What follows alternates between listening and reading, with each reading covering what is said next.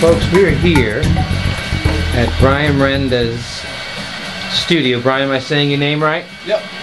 And why don't you tell us a little bit about what's your official business name and all that you do, and have at it.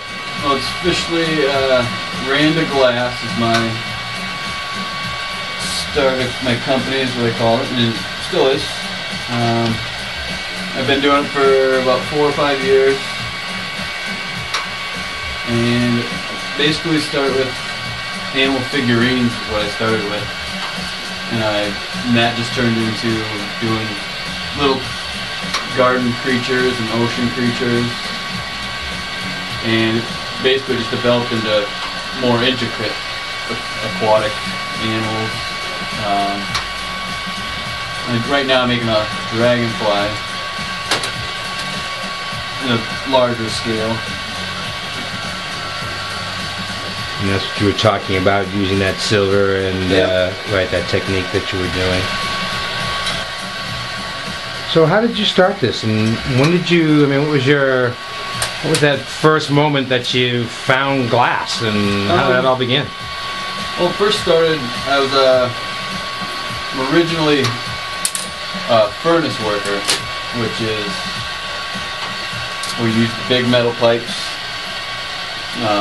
You dip into a big furnace and sit at a bench and make wine glasses and vases and stuff. Right. And then a few years into that, I started messing around with lamp working, which is this type of glass. And then this I was able to show or do complete more detail that I wanted to do in pieces that you have trouble doing in the larger scale. So that's why I really like this, because you can do what you want pretty much. Mm-hmm. You don't have to stick to those rules of furnace work. Okay. So the glass, the way the glass is able to melt and be formed, you have no limitations in terms of what's happening here in your head and in your hands. So here is way more control over mind to reality. You know, more control. But technically, can you talk a little bit about glass? I mean, I find that whole idea that, you know, you can melt it and that it can be formed really interesting. As a theater guy, I always take everything from theater perspective. We get this, you know, when you're doing fight scenes and you got to hit somebody in the head with a bottle, you know, they have the sugar glass, you know, and it, you know, you hold on to it and you can, you know, it doesn't break until you give it a good whack. But that's where I sort of got my whole beginning with, you know, the idea of the melting. So tell us a little bit about the properties of glass and what do you know and what we should find interesting. Well, in this glass, this is borosilicate glass, which I buy pre-made rods. You can buy an array of colors, you know. You get, for example, I have like a little sheet here. These are all like of one company's line of colors. Okay. And each one of those dots represent a colored glass. You can a rod of glass. Right. Yep.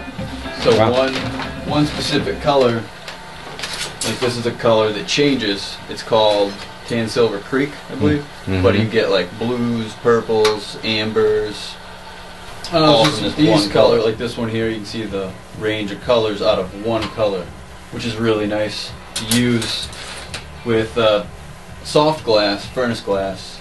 It's hard to get this amount of variety with multicolored colors. Still happens, but not as big of a palette. How do they ship those things without the breakage? Ship these. They come in bundles. I'll show you one bundle I haven't opened yet. I buy them in pounds or half pounds or whatever you want. And they stack them up like this. Okay. I'll come in on that. This company's really nice. They say the name and how to use it. A lot of them don't say that. Okay, so you tend to... Is that obviously you're motivated by the color and price where you actually shop, right? Right. It's where the color, you go like, oh, I like that color. Or you hear from another glass, oh, that color's really nice, try it. Then you try it, and if you like it, you buy small, then buy big. Do you have? Is there a group of glass artisans? What is the terminology that you call yourself? Glass blowers. Glass blowers. There's glass blowers. Okay. No matter what you lamp worker, you can call a lamp worker, or you can call a hot shop worker. So you're not actually blowing; you're more molding. This is sculpting, but like seashells that I make, I actually blow those. If I use, you can use solid colored rods or clear rods, or you can buy the tubing. It comes in a straight tube, like that, and then you decorate it with those multi. Oh, okay. pieces. So depending on how intricate and how detailed and how quickly you want to produce your product. Exactly, it's all up to you. So like this piece was made from taking that multicolored rod and just making a layer over the clear, and then getting it real hot and molten and turn it into a soft blob and then blow into it so it makes like a round bubble, and then shape it as you need to basically make a rough outline of a shell shape. And then you decorate it, and then you do other steps to open it up in the end and do your decoration here and pull it back. Now, what would you do? And when I called you, and during Christmas time, and I missed your call, I was asking for I believe it was a sand dollar. So how would you do something that's sort of flat? And I mean, where would you start with? Sand dollar, you could do like I would have taken just white, like a plain white rod, and you could heat it up until it turns into a molten, like a blob, build up a mass on it. Right.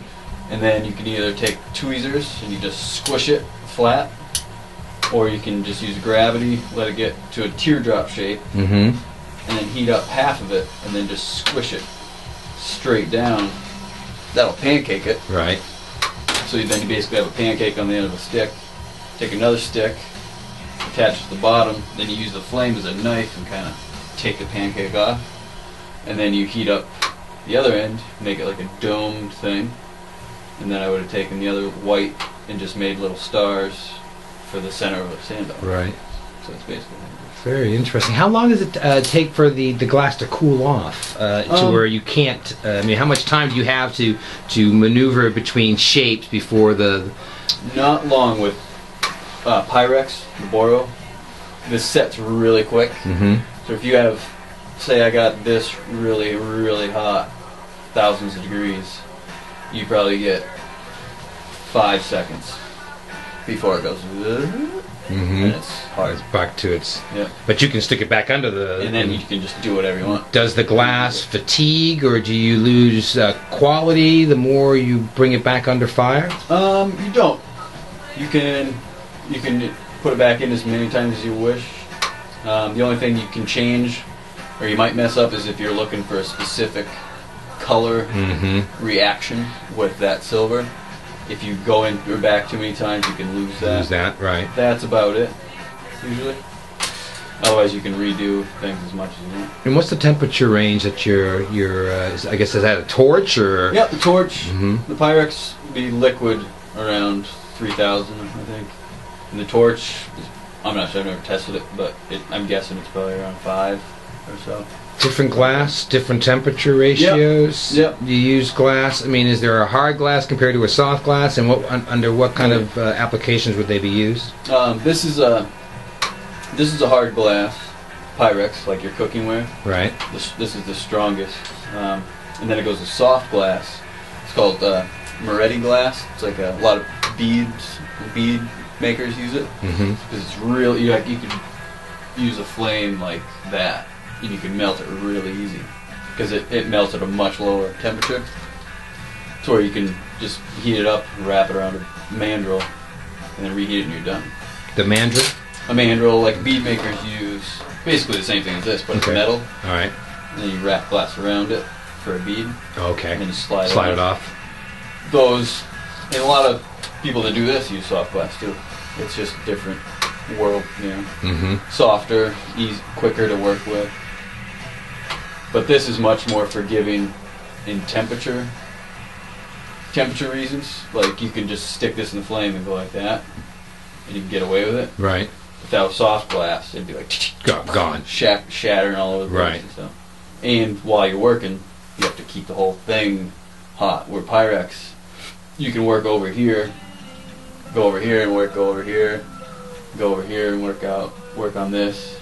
And if you do your spots right, you don't have to be so careful. It's such a easy thing to work with. And then the furnace glass, the big stuff that I do also, like this, is made in a shop, like drinking glasses and stuff. This is kind of temperature sensitive too, you know. Let's see. I love the finish off of that is beautiful. I mean, would that be considered? And I guess here's my lack of understanding is that that's not a porcelain. I mean, when you right, it's glass. It's just okay. Yep. Right. Looks like pottery. That's right. why I like that design. It's a brown powdered glass put over clear, and then a red powdered glass applied right over that. And I leave it uncased. I don't put clear glass over the entire thing when you make it. So when you are finished with it, it keeps that little texture and it looks like pottery. Okay, so Bryan, I see that you had some pieces there, so why don't you put a few on the table there and talk about what you have. That sea turtle, that sea tortoise is beautiful. Why don't you start with that one and turn it around and give us a little bit of history on how that created, how much time, and what would you charge for something like that? I've been making turtles for a while. And this is the first design I came up with on a stand, kind of. Basically, little clear waves come out of the body, just to elevate it a little bit. These take about a half hour, and I'd probably sell that for $75 right, that's retail. Beautiful. That is beautiful. Right. So if you're selling to a gallery, or to, like I saw your place stuff where I saw Bryan's work was at the Daily Brew, not too far from here, and it was a turtle that I had seen. That was a beautiful piece, and I thought, wow, this guy can do what I want him to do. Beautiful. Yeah, turn that. Keep on turning it the other way, Bryan, because that's really like at 360. There was some. And I can even see the eye there. Hold on, let me see if I can get that in. I'm a little... If you zoom in. Yeah. Let me see if I can get a little closer on that. Hang on there. Yeah, look at that. So cane is made from a special piece of cane that I make, which is a designed piece of glass in layers that you stretch out. Okay, put that right in front of the turtle. There you go. Right next, I'm in the... Let me bring that... All right, so go ahead and say that again. This is a special piece of cane that is basically a decorated chunk of glass, right, in probably 4 or 5 layers of black in the center that I shaped into a diamond shape. That's the pupil. Then you decorate it with like the iris colors, right, and then another layer of powder on that for decoration. Then you stretch it out into a real small diameter. And then when you're ready to make the eyes, you just stick this on there and break it off, and it's an eye. Wonderful. So now the body and the tortoise, I don't know, what do they call those? Fins? I don't know what they call the tortoise. Are those, do you create those, or are those out of stock pieces? No, I create those. I just do them, I apply bits. Like I'll take the colored rods, I'll get a little gather, and I'll go flat to turn it into like a disc. Right. And then I put a little bit first, and then I take that disc while it's hot, attach it, and you stretch that round shape, and you stretch it out, and it turns into a fin. So round becomes oval just from pulling on it. And then you just pull them out. The decoration on those fins, this is another piece of glass, type of glass called frit. That is also, it's basically the colored rods broken down into tiny chunks. Can you tip that just toward the camera a little bit so we can see that? It looks like something you would put on cupcakes. Yeah, it looks like sugar. Right, exactly. It looks like sugar. I'm always thinking about food, folks. Yeah.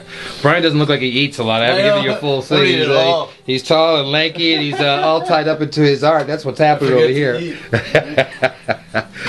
All right. So what's show me a few more pieces that you have there, Bryan. Something that shows sort of different levels of your skills. Next, blowing. We were just talking about blowing pieces. These are seashells. Very pretty. I love the colors on that. These are using tubing and blown out, and then all the colors are added and then crimped with tiny tweezers, one little crimp at a time. So those ridges that I'm focusing in on, hold on, folks, see if I can get really tight in here. Trying to get as tight, we'll focus in. And, oh yeah, come on, baby, come on, Mr. Cannon, 550D, where are you? Can you get there? She's trying, trying. There it is, up. I'm gonna have to do it manually. Oops, we're getting a little movement here. There it is, there it is. That's a beautiful shot of that. Alright, so those ridges are used. Can you show people how you make those soft ridges? What's the little tool that you use? I just use these regular tweezers? Yep. I'll put them up next to it. Yeah, there you go. See what they use, ladies? Rough. See, we can make beauty out of glass with tweezers and out of flesh. Back to this, I also saw your seahorses. Why don't you bring those over next to the... And these pieces here would range, what, about $100 or? No, these seahorses probably be around 50. And the seashells would be? Seashells, these particular ones, could be around 50 too. Oh wow, great prices. Yeah, I can do them pretty quick. That's the only reason. That's beautiful. Able to keep. Hear that, folks? Christmas is coming. We got birthdays. We've got all sorts of gifts. You know, Brian's got some work, and you can get. They basically can somebody say I want this and that, and give it a shot. Do it up. Yep. You hear that, folks? You can get custom work here across it, so I can focus on it there. Wow, that is so pretty. Okay, so you take that piece, and then you take the clear, gather a clear glass. Okay, bring that down to the piece. So you take that big, large piece. Yep. And then you have a little bit of glass on the end of this. And then you can roll it in powders to color it, so you have a little blob on the end of this. Right. And then you take that whole piece and you stick it into the blob from the bottom. So it goes into it, just like sticking it in there. And then you break this off, and then you have the jellyfish in it. Then you shape it, and then you put a backing color on it for like a little backdrop color, pretty much. Right. And then that's it. Pretty easy. After you figure it out. Well, yeah. Okay. So figuring it out is the hard part. Yeah, that's my next question. What was the process of figuring out? I mean, part of my thing was I'm really interested in process. So. Well, one of the first things you can learn is how to make a mushroom and a pendant. It's made the exact same way. But with this, there's a lot of people make these jellyfish pendants. Right. And then I had somebody show me how they make theirs, which is pretty similar, but you just make that jellyfish on the cane, or the blob in the cane, and then you wrap clear glass around it. And that was a lot more time consuming, and it made more bubbles. Which, bubbles are okay, but I don't want them in there. Right. But, bubbles are sort of like inclusions in diamonds, maybe? Yeah, right? Yeah, exactly. Okay. Some people don't care. I do. Right, no, I mean, the whole idea, I mean, what makes it beautiful is the clarity of the work, right? Right, exactly. So what is this cute little piece that I'm trying to focus in on here? This one? It's That's a like little a hummingbird? Hummingbird. Something I make 10 million of these. Okay, well, hang on, you're moving around now. Where'd you go? There you go. Yeah, the hummingbird's moving. That's exactly how it feels like when you're shooting it. Hold on, let me focus in on that. All right, folks, I'm flying by the seat. Wow, there you go. That is beautiful. Just move your pencil just a little bit. Wow, that is very, very neat. Okay, so talk about that piece. This is just a little $10 quick hummingbird. Dude, you're never going to get rich selling things at $10. I mean, that's beautiful work. I mean, but I do ones for 15, ones for 30. Oh, okay. So depending on the intricacy or the type of glass you use, or exactly. So tell us about the process there. So how many years you been doing this, Brian? 4 for this. The small stuff, about 4 years. 4 or 5 years. Right. Big stuff, 8 years. Okay. That is made. The clear body is made first with a little clear rod, and then you take one of the colors. Put a little blob on for the tail, and then you can flatten it, you can cut it, you can do whatever you want to make it look like a tail. Mm-hmm. And then you do the same thing, but for each wing. And you apply it just by layering it on and pulling it at the same time. And then it pulls out into a wing. Then you add a little bit for the beak. And then you put a little clear bit on the neck, back of the neck, for a loop to hang it. And you can hang it in your window. Wow. you know, and just you successful in the sense that you are making sales. Right. How are you doing in terms of living? You know, what's your social media setup? You have a website. You know, what are the business components? I always tell my audience that I want to get that as well, and because you know, one of the things that artists tend to have problems with is that selling. I know, that's the truth. You speak the truth. Yes. So with that, tell me what you're trying to do. Well, I did for years. I didn't even think about the business, half of it, which everybody does. Sure. I think, you know. Right. At some point, you hope. And then I watched, because I apprenticed doing the bigger pieces. I apprenticed watching them kind of build their business, you know, and doing the business half of it. To where I just kind of fly in the wall type of thing, you know, right. Just watching it, being around it. And I'd help customers here and there and deal with people. That's pretty much. And then in the last couple of years, I had to start doing my own books, start my own business, because I knew I wanted to get married, buy a house, blah blah blah. Right. You know? So try to be legitimate. Yeah, is what you're saying. Yeah, and I knew it's like you do or die. You're not going to get anywhere if you don't start now. Well, you got to jump in there, right? Yeah. Take the. That's a little bit bigger one. Okay, let's and then focusing on that one. Very nice. So I basically just started doing it, and I had the Sandwich Glass Museum was my first like client to make. He gave me an incentive to make little animals, and he'd sell them. Right. Because the guy that used to make them for him quit or retired. Right. So that was the ambition, to keep going, get started, get better. And from then on, I just started making whatever I could think of. And then from that, I just would take all my pieces that I could do, even though they weren't that great.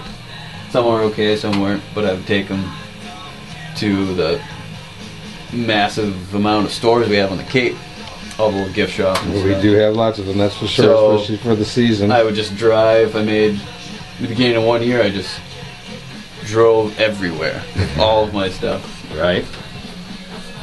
And it worked. Everybody liked my stuff. And I got a bunch of orders right away.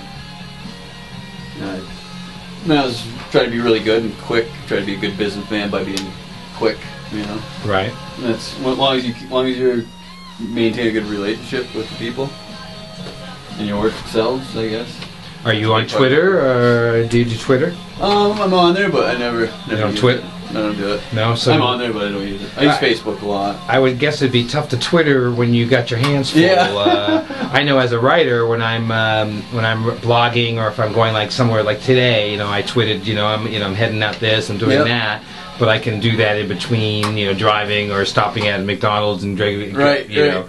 I'm just glued here. Right. Do you blog at all? Do you write about your? I should. I wish I did. I wish I had one linked to my website. Right. Which I'm redoing this spring because my work's changed so much. Right. I want to put all my new stuff on there and kind of amp it up with little stuff like that. Do you do online sales? Do you do you have a shopping cart? I don't. I would like to do that also. Who do you run your website through? Do you have? It's through GoDaddy, at least through there. But my friend works my website. I'm a big GoDaddy guy. I use it for mine. I develop websites, and I love GoDaddy because it has the analytics, so you can find out where people are coming from and how they're getting a hold of your. You can set up a shopping cart. Yeah, and they're modules, they're plugins, and you just buy what you want. So let's say if you're doing some shopping, you want to sell online, you want a secure site because people don't want to just put their their information without it being an HTTPS. Right. Well, you can buy that for a year. It's like $40. It's worth the money. The analytics is like $20. And so what they do is you can track all the hits, where they're coming from, what time of day. It's very inexpensive. So for about $100 on GoDaddy, you can set up your website to sell and to track, and you can set up your different links. Are you on LinkedIn? Yes. Yeah. Yes, I am. Okay. So have I seen you on LinkedIn? I don't think so. I haven't seen you on LinkedIn. We should hook up. That's how I mean, LinkedIn's a great. Anybody, if you're working, LinkedIn's great because it's like you have Facebook. And you know, Facebook's more personal. Right. LinkedIn's has more of a professional business edge to it. So you know, it really can be you know, something really interesting. So let's see, what other ways have you? So you're marketing, you do other things to live, or? Yeah, I was doing. This is full time right now. Beautiful. Glass full time. I used to be carpenter, landscaper. Didn't really like being dead every day. Right, so I worked. Last 2 years, I worked 6 days a week, and probably 4 or 5 nights a week doing this to make product, to drive places to try and sell it, and then it started working. So I'd tell my carpentry boss, be like, "Oh, I got some orders. I gotta take a day off. I gotta take it out, right?" And he'd be like, "All right, cool." He's totally on my side, which I'm really thankful for. So many people being on my side with my work schedule. It made it possible to do it full time, to get there. Right. So we cannot succeed without others in some way, shape, or form. Very true. Yeah. Very interesting. I wouldn't be here without the help of a handful of friends and people. Now, tell me about you said you're married? Is that right? Married to Jessie. How long have you been married? Since September. Oh, you're newlywed? Newlywed, and we bought a house. Hey, see, artists can get married and have a life. This is a beautiful thing. Well, but you've basically had a dream, and you followed your dream. Right. You were a little fearful, I would think, at some point, right? Especially when you go full time, then you're like, ooh. Yeah, who's going to pay the bills? Who's gonna pay the bills? Nice to have that check. Who's going to pay the bills? Right. But it did. Right. And you did it during an economy that was kind of... It was bottomed out, and it still worked. Okay, what's wrong with you? Did you do too much coffee? Or? I mean, I love it. I mean, this is the thing. I have a blog, and it's because of what I told you. My business. I mean, at one point I was very successful, and so now I'm going through this thing. Right. It's a regeneration and transformation for dreamers. And you know, what do you have to do to change your life? What are the things that you know? Whether you're in a good situation or a bad situation, you know, what are you got to do? You know, it's always sort of remaking yourself. Self-control is my big thing. Because it's just me. You know, if I don't tell myself to sit down and make something, it ain't gonna be happening. Absolutely. I think about that a lot. You gotta Here's Bryan's studio. It's a nice little cottage. I'm guessing it's maybe 400 square feet, maybe something like that. What do you think? All together, there's a little room behind me, which is a storage area, but this is sort of where Bryan's kicking it, you know. It has a great artist vibe. I've been in lots of little funky spots, and this sort of really, you know, there's a great aura in here. And Bryan's a good guy, and we want to bring business to Bryan, because if he just got married and bought a house, there's one other thing that Bryan's thinking about, and that's Bambinos. And Bambinos go to college, and so Bryan needs to sell a lot of glass now. So Bryan, a couple of last things. I mean, what do you want people to know about you? I mean, if you're out, there's going to be a lot of people looking at it. I get about 3,000 hits a month, and so you know, people out there looking. And so, if you want people to know about you, what is it that you want to sort of close up with? Well, I'm a glass blower. I make anything and everything. Do you want anything? Let me know. That's what it is. Okay, guys. So on this video, I'm going to be putting Bryan's information at the back end, and we'll be running some sort of tags along when I edit it up. So you don't see that now, Bryan, but that's what's going to happen. And I'm just going to focus in on this dragonfly here, folks. And I'm going to say thank you very much to Bryan for letting us come into his space today, talk a little bit about his work and his talent. And Bryan's going to be a friend of ours. We're going to be doing some work together and hooking up all these different artists so you guys can see exactly what's going on, and not just the Cape, but all of New England. All right, my friends, this is Robin Peters with Arting About. We're signing off. Peace, love, and yogurt.